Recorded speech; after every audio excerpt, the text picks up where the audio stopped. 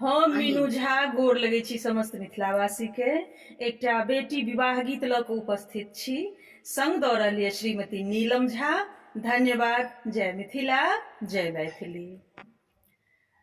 बाबा के आंगना चनना घाना गछिया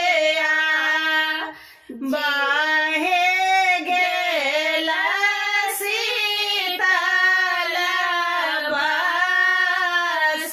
बरसात यो झेर झेर बहाए